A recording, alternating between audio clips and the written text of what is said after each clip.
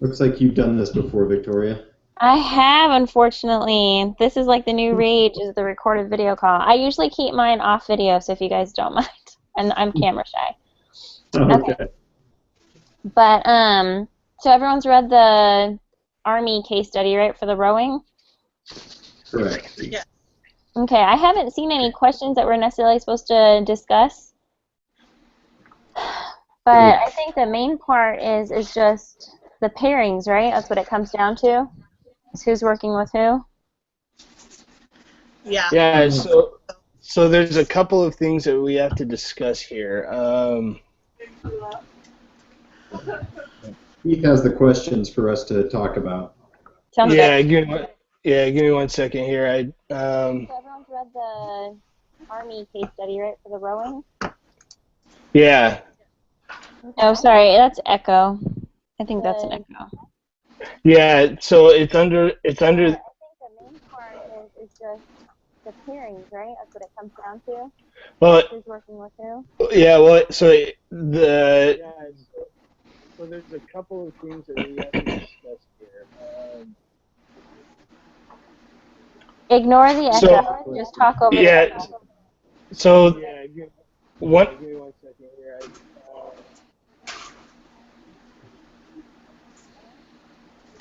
Yeah. Oh, sorry, that's echo. I think that's an echo. Yeah. So it's under.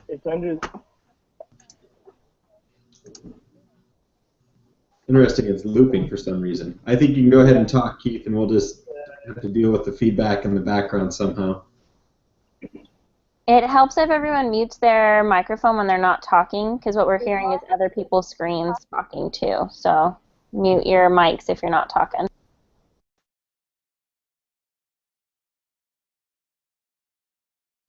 Okay. So the first question that we need to talk about. Can you guys hear me? Okay. Yeah. Okay. So the first question for the write-up. I think you can go ahead and talk, Keith, and we'll just Okay. deal with the feedback in the background somehow. All right. It So helps if everyone mutes their microphone when they're not talking, because what we're hearing is other people's screens talking too. So mute your mics if you're not talking. okay, I show everybody muted now. So the first question that we need to talk about. Can you guys hear me? Okay. Yeah. Okay. So the first question for the write-up. Okay. All right. Keith, just talk as long as you don't see. If our microphones are on mute, you're hearing feedback, so just talk over it.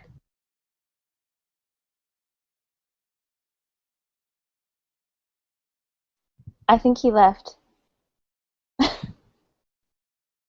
You guys are still muted. Yeah, I think he got really confused there and Yeah. trying to log out and log back in or something, but that's an interesting effect. Yeah. It looks like the looping is gone. I can't hear it now, so maybe it was his computer. So maybe he's trying to. I'll re-invite him to see if he needs another link. Okay. Okay.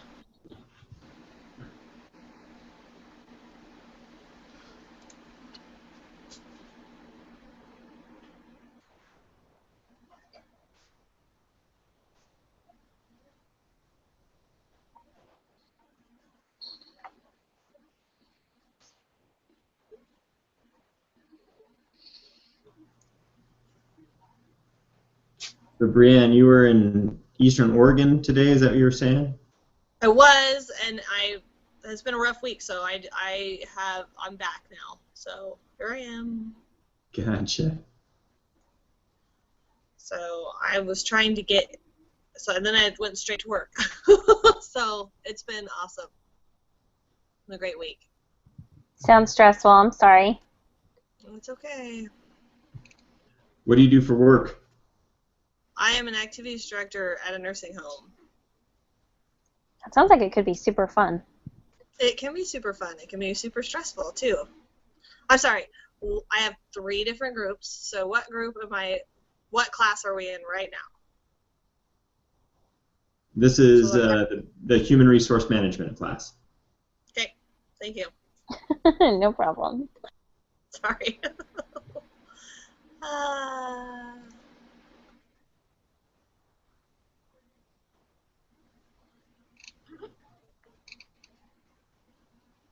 All right, he's back. Hey, sorry. For some reason, I had the actual YouTube video that we're broadcasting playing at the exact same time as this Hangout. Gotcha, that makes And sense. it was like, I don't know, it was like 15 seconds delayed, and so every time it was, I don't know, something was weird. So I apologize. Poor guy. Okay, let's start over. If you click on the wrong link, it's just gonna. All right. Anyway, okay. So some of the questions for the actual write-up, it says, think of a team or group you've been a part of that had some problems. It could be a sports team, a group for a school project, work group, church council, any team where you experience difficulties. Think about what you've learned from the Army crew team case that would have helped the team situation, and we have to write up a paragraph or two explaining the following. What difficulties did your team face? What did you think the core reasons were for the problems? And what do you think you could have done better to address and overcome the problems? So I'm assuming, since I'm doing the write-up, I guess it says team leader only. Well, we'll Or have to discussion discuss leader only. it. Yeah. So you'll submit the assignment, but we'll all contribute. Right. So then there's a couple parts that we have to talk about. I don't know if we need to do the entire thing, but I guess just to get the conversation going, it says, did the varsity team members engage in too much conflict? What was the conflict about?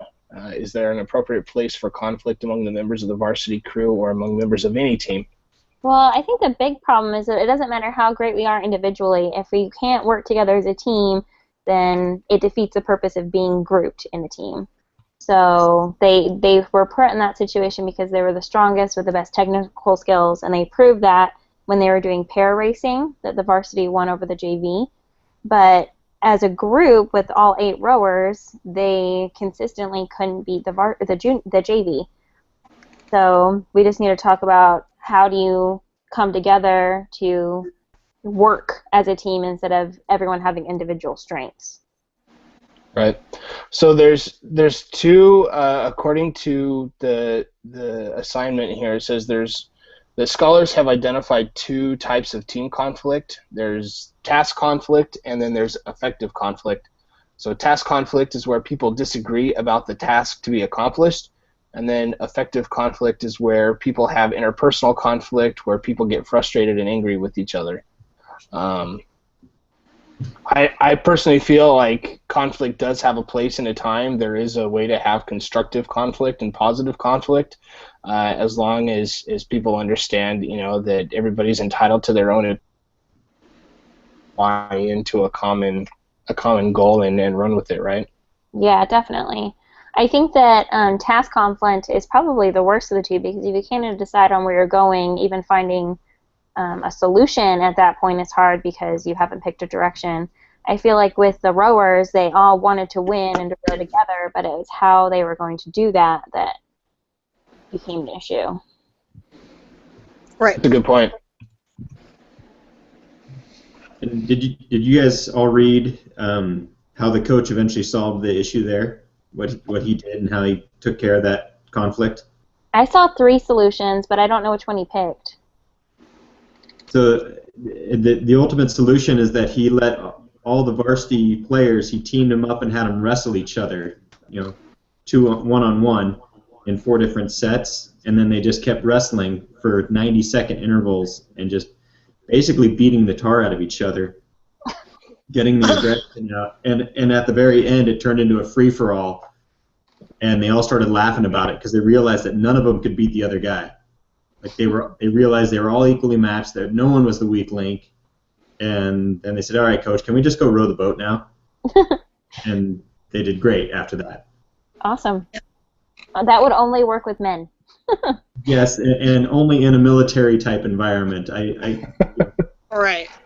There was a few guys I would have liked to have done that with over the years in my work, and that would have ended in one or the other or both of us getting fired. So That's probably why we read that article or that short snippet about how women are more effective in groups, because we have social skills that involve talking and trying to cater to people. Yes. Yeah, but I don't even know if I want to venture down that conversation. Sorry, it was a signed reading. It was that consider this. Yeah. That's the only reason I bring it up. Yeah, I will say the benefit to guys though is that they beat each other up and then they move on. So that's Right. Yeah, that's a theory I've heard anyway. Yeah. So the next question is, what role did trust play in the problems the varsity crew faced? They didn't have any trust. They all thought it was the other guy. They were all pointing the finger at, Everybody else. Yeah. He's not doing his part. He's not doing his part. I'm doing everything. I'm carrying the whole boat. Exactly. They're all. That reminds me of the what was the general conference not too incredibly long ago. It was the Lord Is It I? Yes. You guys remember that talk? That sounds like it's just right on that same theme. They need to stop and ask, is it me? Mm-hmm. Right. Exactly, and that's really what it comes down to. Or instead of saying, why am I doing everything, okay, what can I do to at least change my perspective to see that everybody's helping, Right. They were all so focused on what somebody else was doing wrong that they had a really hard time seeing that they shouldn't just be working against each other. That's what I was seeing in the whole thing. Yeah, definitely. The other big issue that the varsity team had going against them that the JV team had working for them was pride. The varsity team knew they were the best. They'd proven statistically on paper they'd shown in every way that they were better than the JV team. Right. And so they weren't humble enough to think that they were actually doing something wrong. Whereas the JV team, they knew they were they weren't the strongest, they weren't the best, they weren't the fastest. So that was their slogan. We've got nothing to lose. We're not going to make the varsity squad. We don't have to worry about that. All we have to do is worry about being as best as we can. And maybe next year we'll make the varsity squad, but this year, we'll win the JV races and we'll work as a team and just focus. I think that's a really good point, and that one that they were really trying to highlight in the reading because of how much they push that slogan. Yes. Right.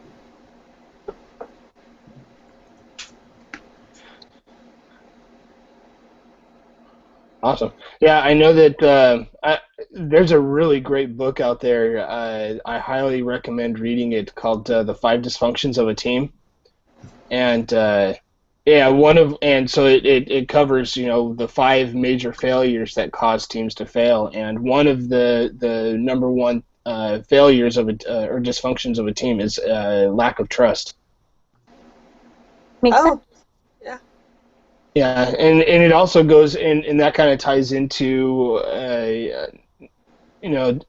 trusting each other to do the right thing, but then also when there is conflict, it's trusting each other to be able to be very open and honest, and like if you're at the office and you're going to trust that you're not going to get fired just for voicing your opinion about something. Yeah. I also think it has a lot to do with delegation sometimes, and I think we had some other reading on this, or it might have been for another class, that like if we're always going to do everything ourselves because we can do it the best, or we don't trust somebody else to do it to our standards, then we aren't going to accomplish much as a team because we're just trying to hoard all the responsibility. That was a point that Elder Bednar made in his talk on leadership in the first part of the class. Yeah, that's what it was from. Yeah, that if we shoulder all the responsibility, we may save time the first or the second time, but anything after that, we're losing ground because we could just be teaching somebody else how to do the job properly. That was where he, at that same point, that when he first became a stake president, his first interview was, you need to work right now on training your successor in 8 years. Exactly. It also helps if you don't set unrealistic expectations. If you as the leader are setting an impossibly high bar, no one's going to be able to rise to that occasion. Correct. So going back to the beginning of the question, where it talked about being in a team that was dysfunctional, I'm going to run something past you guys and see what your take is on this, because this is what I faced for about 4 years in the job that I'm in now. I had a teammate that wanted to be in leadership, and when his time came to be appointed to leadership, we had a big staff meeting, and because of his personality type, I opposed it. He has a very strong personality, and he was probably the most skilled person for the job, but he held grudges, brooded, we came to where it was really, really moody, wouldn't handle conflict head on, and so when he was up for the promotion, I opposed him, and he got the job anyways, and after that, he wouldn't talk to me. We worked together for another year and a half after that, but he and I had some issues a long time running before then. But he would never address it head on. Like he wouldn't even be social. Hey, how's your day going? And it's fine, and he'd leave it at that. And wouldn't talk, wouldn't address anything. He talked to the doctors and he talked to staff outside our department, but he pretty much ignored everybody else in the department. And I tried talking to him, asking what's wrong, what can I do, how can we make this better, and really wouldn't get any feedback, and it just made life, a living torture session. I hated going to my job for about 4 years, and just curious. As part of that, so the team stagnated, really. We didn't grow very much. There wasn't a lot of education. There wasn't a lot of anybody trying to go outside their comfort zone, because everybody was just trying to maintain the status quo and not tick this guy off. And so just curious how any of you guys would have handled that better. Done different. Does it sound like I think you already said it, but he avoided the conflict? Yeah, he would if there was no work to be done, he would just leave the department. He would just avoid any social activity, any social conversation at all with anyone in the department. Oh, that's a tough one, because if you already had problems with them going into it, that's like already your working relationship was kind of already established. I think in situations like that where people are going to be promoted, I've learned the hard way to not make people, like put people on the spot in social settings. I think that if he was going to get the promotion, it was getting there, I think it's always better to talk to them privately or to your superior managers privately. I had a situation in nursing school. When I first graduated from high school, I got straight into a program, and I had no idea what I had asked for. And my very first test studying, like I had killed myself. We had been drilled that we were supposed to be studying for like 60 hours a week. And we get in there, the first question on the review was, how do you help minimize odor in a colostomy bag? And I raised my hand, said what was in the book. She said that wasn't what she was looking for. Push comes to shove, she tells everybody to leave after 10 minutes, that no one did the reading. So I asked, well, where is this? And she says, well, I don't know where it is, but this is the right answer. And I said, well, if you had read the book in front of everybody, then you would see that in bold it says to never do that. So you have it like you've been telling me to do the reading, but you don't even know what's in the textbook. And I threw a fit, left, went and talked to the dean of nursing. End of story. I failed that semester, even though I got a 97% on my final. And if I had just talked to her during office hours, I would have had a totally different experience and probably would be a nurse today instead of a medical assistant. But I think that I definitely have paid my dues in that I've learned that when there is criticism to be had, especially when you already have a less than desirable relationship with someone, behind closed doors is always the best way to approach it. And if you want to talk to your superior manager first, hey, these are my concerns, this is why I think that this isn't a good fit. I'm not saying that he doesn't deserve the promotion, but I'm saying there's some grooming that needs to be done there first, and maybe some key points in that contract saying that these are things you have to fulfill for this position because we see these as weaknesses. Or if you can't go that route, or whoever that was unreceptive, I would talk to him in private. Hey, I know we've had some stuff going on. I'm really excited about your promotion. These are some things that I know that I have some weaknesses with you, and this is how I want to work on it privately, behind closed doors, because it seems like people like that have issues with holding grudges or power struggle type things, that they always appreciate being able to handle it privately. Mm-hmm. So that's the first thing that I probably would have done a little bit differently, is just that closed door policy. With anything that's not positive, it's private. Yeah, that's what most of the leadership coaching I've had is. It says when you have negative feedback for someone, you need to do it privately. You never want to publicly shame them. But not to diss on you or anything, but just off the top of my head, that's the first thing I thought of. And that's really good. You know, how that played out really in reality was I said, yeah, I basically did publicly shame him because I had no desire for him to be a leader. I think I hated him as much as he hated me at that moment, so I had no problems pulling the trigger on that one. And he came. Little did I know he'd come to the meeting prepared with a laundry list of all my faults. So he backlashed with all of that and sat there for 10 minutes reading to the rest of the group why I was unfit for leadership. And well, those are his securities too, though. See, insecurities. If he has to come prepared to bash somebody else to make himself look good. Right. I think we've all been in that position, and that's probably why it needs to be addressed in things like that, is that it is really easy in the heat of the moment to say, this isn't going to work. This, and this are huge key issues as to what a leader is. I'm not saying you're not good at your job, but that doesn't make you good at being a leader. Right.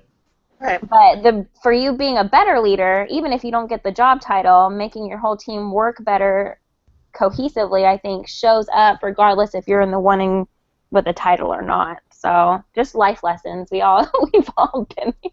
So you said this was like you did this for 4 years. Did this resolve somehow eventually, or are you still dealing with it?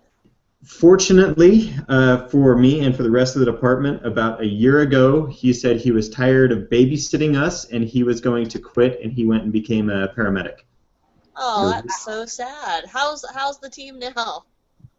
It is the best team I've ever worked with. That's Literally, good it was to like have having cancer removed from the body of the team, and we are so much healthier now. Well, I think that shows poor leadership on your upper supervisors, because if you're going to have somebody in that kind of position for that long, they need to be groomed, and if there's things that you don't like, we need to be sculpting that with our lower management staff. And to add to that, the manager that was above us for part of that 4-year period, he was physically escorted from the building about a year after this conversation happened with person number 1.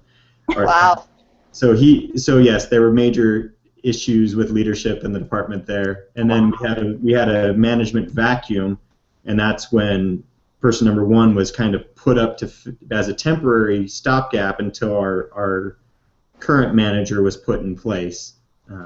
Sometimes it takes a while to get through those things. I mean, that does make it hard when you have kind of a lack of leadership, and then you have somebody who wasn't quite ready for the responsibilities that they're getting, because it's not just the job, it's a lot of human services skills that you have to have as a leader, and if they don't have those but they're good at their job, it's going to show in how your team works together. Obviously, now that you don't have those problems, your team works together much better. I bet you have ways that you have worked out within your team how you now work with like conflict that you couldn't do before because you were so afraid of just making somebody angry or not having a resolution, and it just compounding the issues that were already there. Yeah. So I know for me personally, I get to if I start to sense tension somewhere between me and another teammate, I will pull them aside and just say, okay, where are we at, and what do I need to do different? Are we okay? Do I need to change something? I think that's a really big thing too, is instead of saying, hey, this is how you need to change, taking responsibility personally, even if you really aren't the one with a problem, at least opens the door for good communication. And that's what it comes down to in professional relationships, is we don't have to get married, we don't have to be best friends, I don't have to see you outside of work, but how are we going to make this work here and now? We're getting paid to be efficient. Let's do this. So some that I think about is, when we're sustaining leaders of the church, we may not completely agree with some of the decisions that are made by some of the leaders in our church, whether it's at the ward stake or even the worldwide level. But we do have a responsibility to support them once we sustain them. So, that's something that I thought is, if faced with that situation, in the heat of the moment, it's always, hindsight's always probably better, but in the heat of the moment, I don't exactly know. But I think in the best case scenario, it would be to, go to him behind closed doors and say, look, productivity is low, morale is super low. What can I do to support you to make you look better? Yeah, and so basically all of this really comes down to better and best communication skills. We need to be able to have that open door policy with everybody and know when and where to have constructive criticism. Yeah. So taking this back to the Army case, to the rowing team, that's a lot of what they could have done to improve it, is go man to man and just say, hey, where am I at? Where do you feel my weaknesses are? And what can I improve to make this team better? And if every one of them would have had that open conversation and that humility, then perhaps they could have gotten past their grief a lot sooner. Yeah, so there's no place for pride in relationships like this. No one's better than anybody else. We all have something to learn from each other. It's like the companionship council from your mission. Yeah, definitely. All right. So in the end, really, that's what the coach did, is making them work out their differences, whether it was with having the conversation or just being able to beat the crap out of each other. They were able to do that. I'm sure that conversation would come later after the physical tension was released. Right, they needed to blow off some steam, if you will, and then they were able to laugh about it and then go, wait a minute. This would work so much better if we had done these things differently. I guess that the physical display was something to really show capabilities, so there could be less finger pointing, which in the end worked as well. Right. Yeah. Okay. So for the write-up, what do you think some of the core reasons were for the problems? I know we kind of already talked about them a little bit. I've got, obviously there's probably a lack of trust there. I'm sure that it sounds like there was a lack of accountability. Obviously a major failure to communicate. I think we talked about pride, basic communication skills. And then conflict management, being able to, because they were doing similar to what me and my coworker did. When the coach asked them what's wrong, they were openly shaming the guys around him. Just, he's doing this, he's doing that, he's not doing his part. And so instead of focusing on the positive stuff, they were actually just ripping each other down further. Yeah. Right.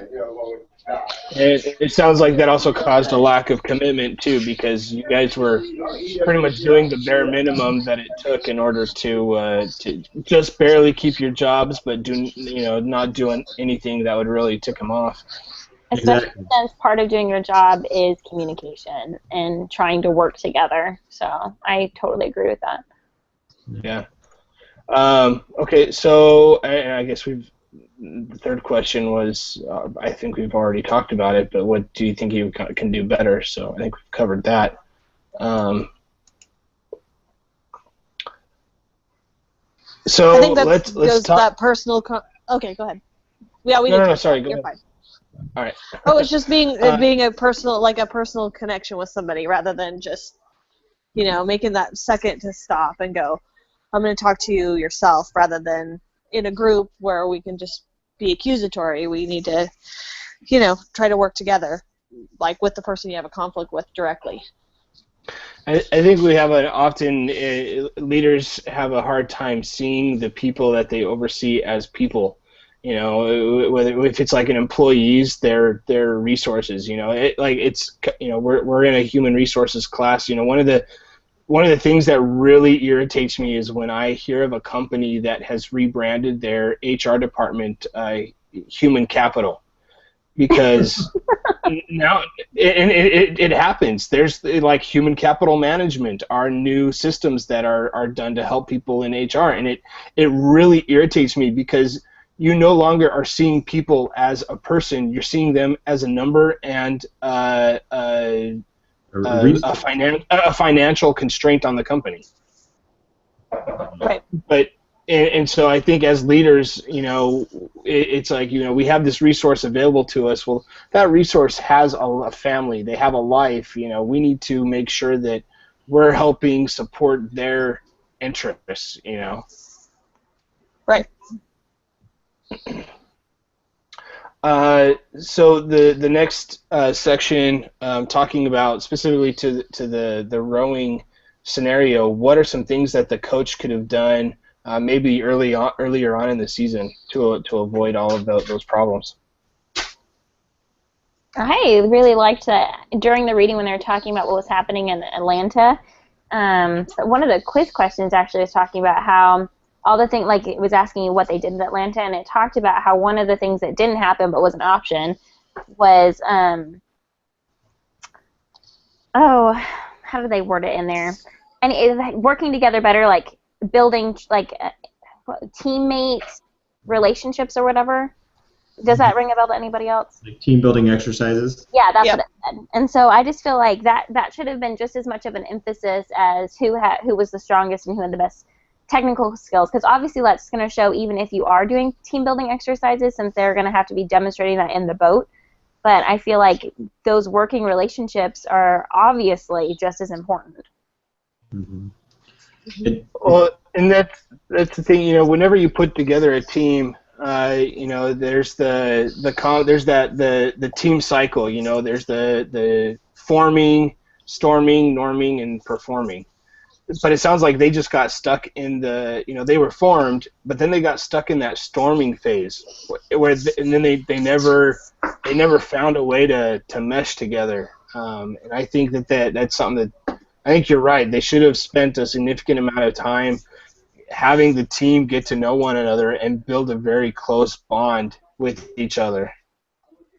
Yeah, I think that there's a time and a place for the competition to see who makes JV, who makes varsity type thing, but that a huge part of teamwork is enjoying that moment of working together. I don't know if have all you guys seen the movie Miracle with Kurt Russell? I have not. Yeah. Okay. Great movie. Great movie, and it's a great movie about this topic. So the movie is about the 1980 Olympic hockey team that beat the Russians. That the Russians were undefeated for like 6 Olympics in a row in hockey. So this college hockey coach is recruited by the Olympic Committee to put together a team of hockey players, and he is grabbing out. All the kids show up for tryouts, and on day 1, he picks his team, and it's supposed to be a week-long tryout. And all the Olympic organizers are really mad at him because he hasn't picked the superstars. He hasn't picked the best and the fastest and the strongest players. And they're just going, man, you're totally going to miss the boat. This team is going to fail because they're just a bunch of mediocre guys. And his point was, superstar teams fail because they rely on the talents of the individual, whereas a winning team will work together. And he knew that the kids that he had picked for this Olympic team were the ones that were going to come together and coalesce into a good team. He'd done his research on the back end and been able to look ahead of time in his recruiting, going, I want these 13, 15 players to pick from because I already know how they are with the teams that they work with in college, where they're playing now. I think that's a great point. And so for us as leaders, making sure that if we're hiring people or bringing somebody new into the team, kind of, if it's even possible, it's kind of hard with all the rules and regulations for recruiting now, but as far as asking about somebody's background. But if you can actually do some homework and ask their previous manager, how well did they work in the team? What kind of personalities are there? Like for us in the Cath Lab, most of the people that I work with are Type A personalities that are pretty driven, and they've got that fireman run into the burning building mentality. And so to getting people that will mesh with that or be able to tolerate that personality is really important. Yeah, that's what my company has, a very strict hiring policy that just having excellent skills is just enough to get you in the front door, and they actually have several people throughout the entire company interview you just to gauge how well you're going to fit into the culture, because the culture is how the company's been so successful, and if they bring on somebody that's not going to be a good fit, they're not going to last long, and they're just going to bring everybody else down. Well, So and it's very stuck with them too. That we did the same thing in IHC. They had an opening for a PA for 3 years, and we had interviews probably every 3 or 4 months. People with great resumes. They seemed really nice, but the last part of the interview, after they had met with everybody individually, is that they took this person out to dinner, and if there wasn't great relationships between every single, like we had 4 providers, and if they didn't click with everybody, I mean, they're seeing everybody's patient loads. All these patients see one in particular doctor, and so you had to cater to what all those different patients were wanting. And so 3 years we had an opening. After I even left, I got married and moved out of state. They still hadn't hired another PA. Wow.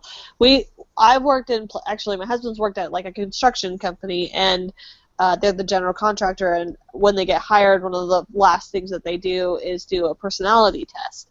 And the results of that personality test are displayed on every single person's desk.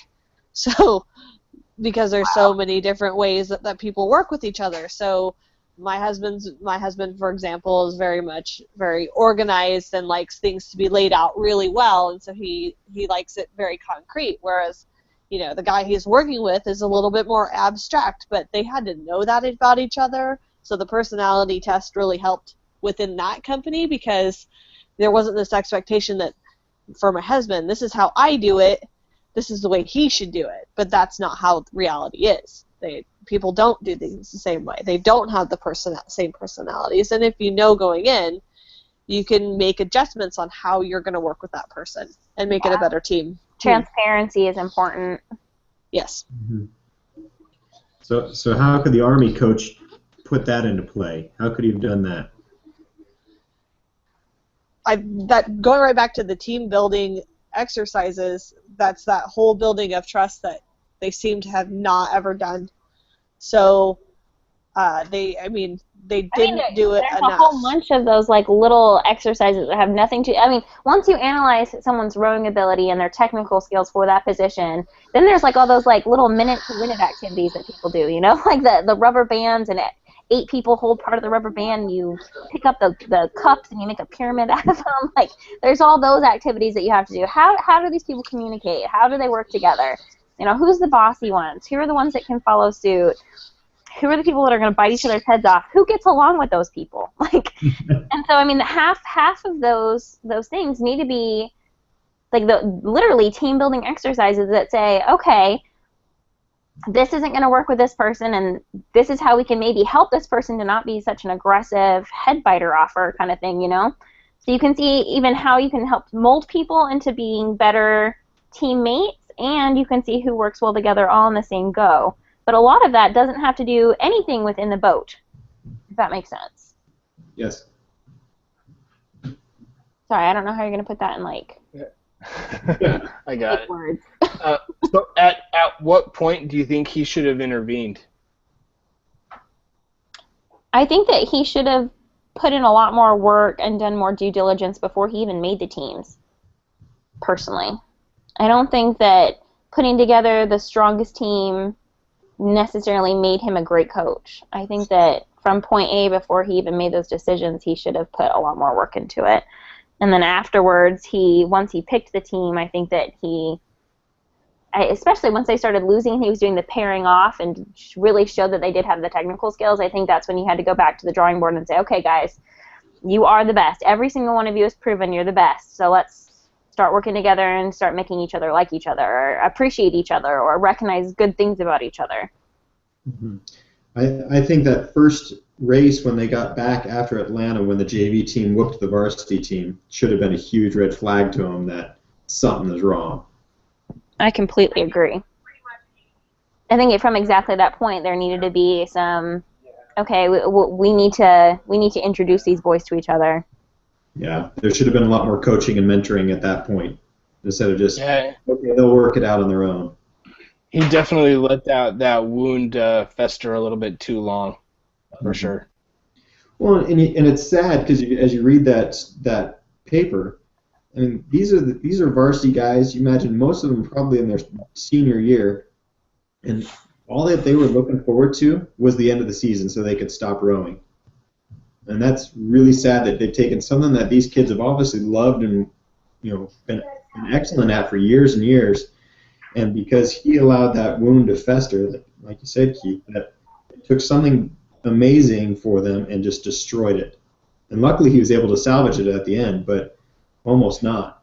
Well, and even then to me, and maybe it's just because I'm not a guy, I just think it was definitely a lazy approach. You can't be in a management or a coaching position and expect to say, well, here are the best, so I'm just going to put them in this position and make them do it a lot so they stay strong. I think that a big part of coaching and management is mentoring, is education, is training, is people skills, is communication, and not just practicing it yourself, but empowering other people. Just like Elder Bednar said, have everybody be good at the same job. Let's all be on the same page. We all have something to learn from each other. And so as a coach, your responsibility isn't to find necessarily all the strong people and put them in a strong position. I think that from day one, it should have been more about how can we make each other better. Well, and the number one thing I think to take away from that exact comment is patience. Because, yeah, it does take a lot of patience to hold someone's hand, to make sure that they get it right.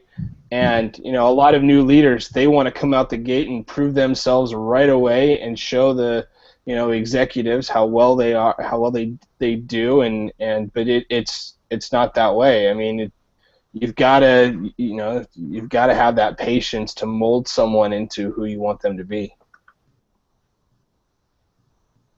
I agree. Well, do we get enough information? My husband's yeah. with the dog. It's gonna get. Yeah, no, I think we're good. I don't know if we have to put this in the write-up. Just at the end of the questionnaire, it just says have each team member identify one of the most important things they learned from this case. Like right now we need to, or like we need to do that in the questionnaire? I think just now, and then Keith can write it up. Okay.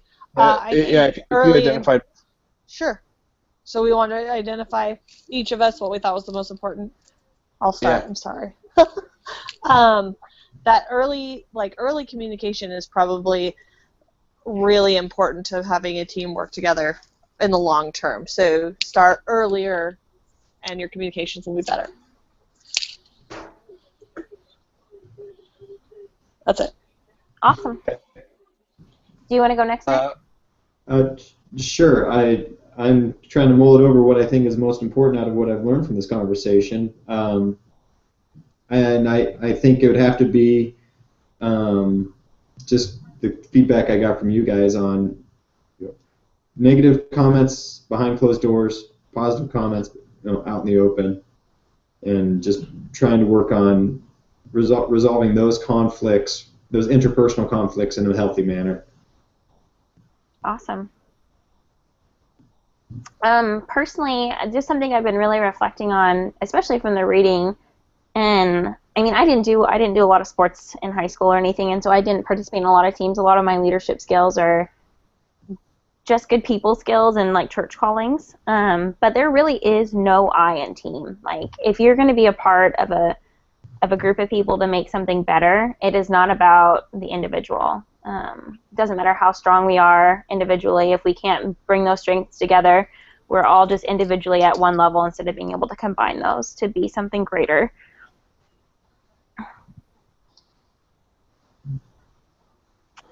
I think one of the biggest takeaways is conflict is important, but it needs to be properly managed and controlled.